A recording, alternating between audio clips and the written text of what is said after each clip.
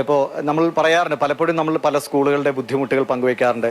അപ്പോൾ അവിടെ എന്തെങ്കിലും സഹായങ്ങൾ എത്തിയ ആ ഒരു പോസിറ്റീവ് കഥ ആളുകളോട് വീണ്ടും പറയാൻ നമുക്ക് ഭാഗ്യം ഉണ്ടാകാറുണ്ട്. പക്ഷെ ഇവിടെ കമലേട്ടനെ സംബന്ധിച്ച് കമലേട്ടൻ ഈ സ്കൂളിന്റെ മനോഹരമായ കാഴ്ചകൾ പങ്കുവച്ചത്, സ്കൂൾ നോക്കൂ, ഇത് ഒരു സ്കൂളായിരുന്നു. ഇത്രയേറെ അപ്പൊ ഇവിടുത്തെ ഏറ്റവും സുന്ദരമായ മാലാഖ കുട്ടികളെയും അവരുടെ മാലാഖ അധ്യാപകരെയും പരിചയപ്പെടുത്തിയ കമലേട്ടൻ പക്ഷേ ഇന്ന് ഇവിടെ നിൽക്കുമ്പോഴുള്ള മാനസികാവസ്ഥ എന്താണെന്ന് ഊഹിക്കാമെന്നല്ലോ. കമലേട്ടൻ, ഇത് വല്ലാത്തൊരവസ്ഥയാണ്. അല്ല, ഞാനാണ്, എനിക്ക് തോന്നുന്നു മറ്റാരെങ്കിലും അതിന് മുന്നേ വന്നോ അറിയില്ല. നമ്മൾ ഈ ദുരന്തം ഉണ്ടായതിനു ശേഷം ഈ മുറ്റത്തേക്ക് മീഡിയെന്ന് വരുന്ന ആൾ ആദ്യത്തെ ആൾ ഞാനാന്ന് തോന്നുന്നു. അല്ലെങ്കിൽ ചിലപ്പോൾ 5 മിനിറ്റ് മുന്നേ വേറെ ഇങ്ങോട്ട് ഇറങ്ങിയോന്ന് അറിയില്ല. പക്ഷെ അന്ന് വന്നപ്പോഴും എനിക്ക് ഇപ്പോഴും ഇങ്ങോട്ട് ഇറങ്ങാൻ പറ്റുന്നില്ല.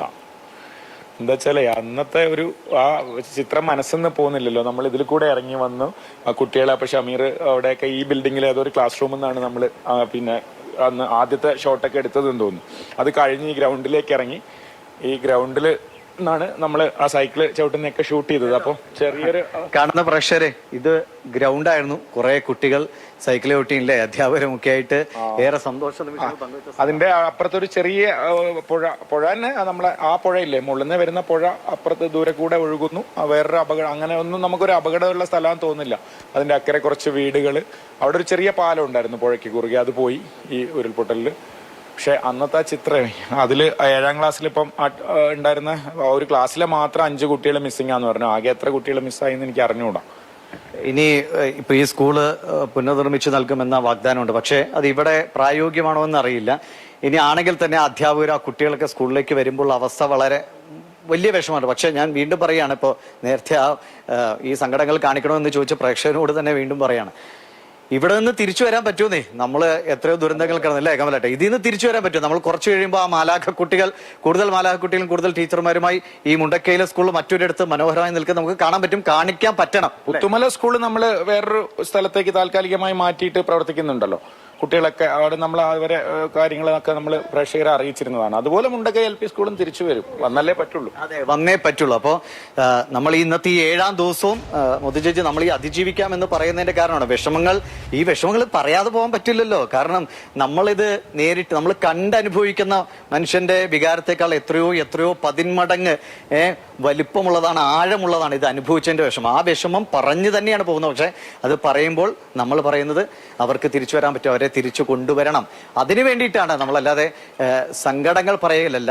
നമുക്ക് നമ്മുടെ ഒരുമയുടെ, അല്ലെങ്കിൽ മനുഷ്യനൊന്ന് ഒരു സങ്കടപ്പെട്ടിരിക്കുന്ന ആളുടെ മേത്തത് അജയുടെ ഇങ്ങനെ നമ്മളൊന്ന് തട്ടിയാലുണ്ടല്ലോ, അത് ആ തട്ടൽ കിട്ടുന്ന ആൾക്ക് ഉണ്ടാക്കുന്ന ഒരു ആത്മവിശ്വാസവും ആശ്വാസവും വളരെ, അല്ലേ? ഈ ഒരു സ്കൂളിനെ പറ്റി പറയുകയാണെങ്കിൽ ഇതിന്റെ 25ാം വാർഷികം ആഘോഷിച്ച സമയത്ത് ഇതിന്റെ ഫുള്ളായിട്ടുള്ള വീഡിയോ എടുത്ത ഒരാളാണ്.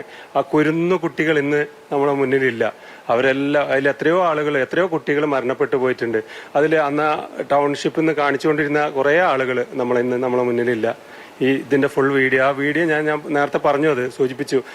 ആകെ അതൊരു 200-300 പേര് കണ്ടിരുന്ന വീഡിയോ ഈ ഒരു 2 ദിവസം കൊണ്ട് അത് 13K ആയി കഴിഞ്ഞു. നമ്മൾ അന്ന് ചെയ്ത ആ റിപ്പോർട്ട്, കമൽ ചെയ്ത റിപ്പോർട്ട്, നമ്മുടെ ശാലിനി ടീച്ചർ ആ ഒരു വീഡിയോ, ശാലിനി ടീച്ചർ സൈക്കിൾ ഓട്ടുകയും ആ കുഞ്ഞു മക്കളുടെ കൂടെ ചെലവിടുകയും ഒക്കെ ചെയ്യുന്ന ആ വീഡിയോ, അത് നമുക്ക് ഒരിക്കൽ കൂടി കണ്ട ശേഷം തിരികെ വരാം ദിവിഷിലേക്ക്.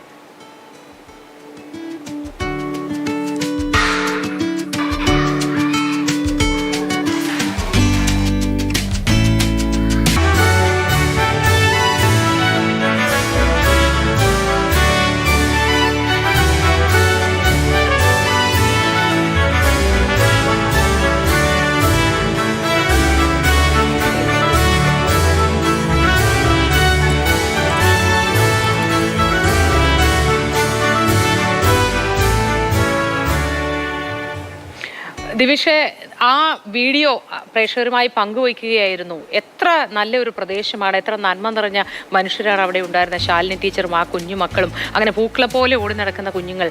ആ ദൃശ്യങ്ങൾ കാണുമ്പോൾ സത്യത്തിൽ അങ്ങനെ നെഞ്ചി തകർന്ന കമൽ നിൽക്കുന്നത് ദൃശ്യങ്ങളിൽ എനിക്കും വ്യക്തമാവുന്നു. എന്താണ് മനസ്സിലൂടെ കടന്നു പോകുന്നത് എന്ന്.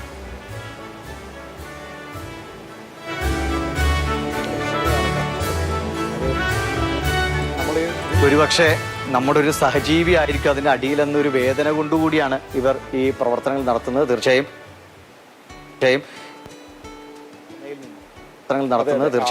അതുപോലെ ഇനിയും കുട്ടികൾ നടക്കണം, പാറിപ്പറന്ന് നടക്കണം ഈ സ്കൂൾ മുറ്റത്ത്, അല്ലെങ്കിൽ നമ്മൾ മാറ്റി സ്ഥാപിക്കുന്ന മറ്റൊരു ഭൂമിയിൽ. അത് തന്നെയാണ് വേണ്ടത്. അതിന് തന്നെയാണല്ലോ നമ്മളത് ആവർത്തിച്ച് കാണിക്കുന്നത്. ആ തിരിച്ചുവരവിന് വേണ്ടിയും കൂടിയാണല്ലോ. അതെ, നമ്മൾ ഈ അധ്യാപകർ, ഈ സ്കൂളിലെ അധ്യാപകരുടെ, പ്രിയപ്പെട്ട അധ്യാപകരുടെ പ്രതികരണങ്ങൾ തേടിയുണ്ടായി. അപ്പോൾ വിങ്ങിപ്പൊട്ടിക്കൊണ്ടാണ്. കാരണം നേരത്തെ നമ്മളോട് ഉണ്ണികൃഷ്ണ മാഷൊക്കെ പറഞ്ഞത് ഇവിടുത്തെ സ്കൂളുകളൊക്കെ വീട് പോലെയാണ്. കാരണം പലപ്പോഴും ഈ തോട്ടത്തിൽ ജോലി ചെയ്യുന്ന ആളുകളുടെ മക്കളാണ്. അവർക്ക് രാവിലെ സുരക്ഷിതമായ ഒരിടം എന്നതാണ് ഒരുപക്ഷെ ഏറ്റവും അവർക്ക് ആശ്വാസത്തോടെ, ഒരു സമാധാനത്തോടെ കുട്ടികളെ ആക്കി പോകാൻ പറ്റുന്ന ഇടങ്ങളാണിത്. അതാണ് അവരുടെ എന്താ പറയുക നെഞ്ചു കീറുന്ന വേദനയായി മാറുന്നില്ലേ കമല? എനിക്ക് തോന്നുന്നു ഇപ്പൊ നമ്പേഴ്സ് കുറവാണല്ലേ സർക്കാർ LP സ്കൂളിലൊക്കെ. അപ്പൊ അറ്റാച്ച്മെന്റ് കൂടും.